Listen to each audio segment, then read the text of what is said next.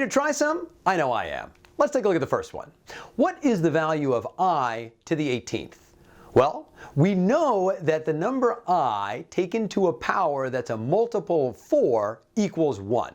Why do we know that? Because I to the 4th equals 1. So if we think of this as a sequence, every I to the 4th comes out as 1. I to the 8th comes out as 1. I to the 12th comes out as 1. I to the 16th comes out as 1. So really all we're thinking about is I to the 17th and I to the 18th. Well, I to the 17th is going to just be I, because we've got I to the 1st, basically beyond clearing those first 16. And now we've got I to the 2nd. What do we know about I to the 2nd? That's -1.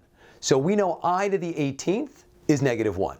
Next, we've got the quantity 5 plus 8i times the quantity 4 minus 6i. Remember, we approach this the same way as we would be foiling any other binomial. We combine the first terms. What's 5 times 4? That's right, it's 20. Now we're talking about the outer terms. We're going to have 5 times a -6i. What's that? -30i. Our inner terms, 8i times 4, 32i. And let's not forget the last ones. We've got plus 8 and -6. We multiply those together. We've got -48i squared. Don't forget it's I times I. As we go to simplify these, we've got a -30i adding a 32i. So we're left with positive 2i. Our first term is still 20. Now we've got plus 2i simplified in the middle, and we still have -48i squared at the end. Now, if we remember that I squared is -1, we know that we're not done, so we have -48 times -1, which becomes positive 48.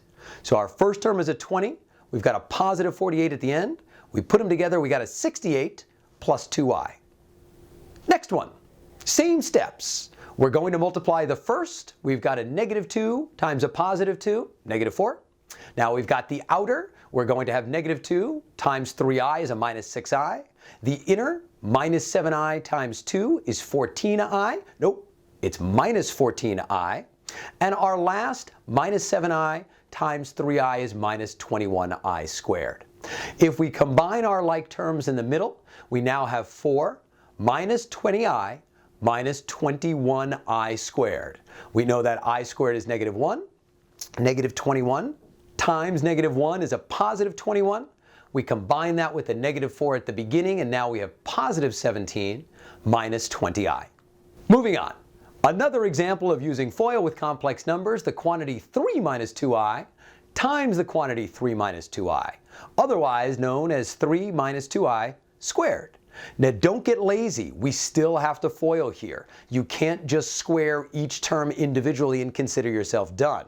So we've got 9 for the first, -6i, -6i, plus 4i squared. We simplify those middle terms and we've got 9 minus 12i plus 4i squared. I squared still equals -1, so we really have 9 minus 12i plus 4 times -1, that's a -4. We combine it with the first term, now we have 5 minus 12i. Last one. Same thing we've seen before, except if you notice, it looks a little like the difference of perfect squares.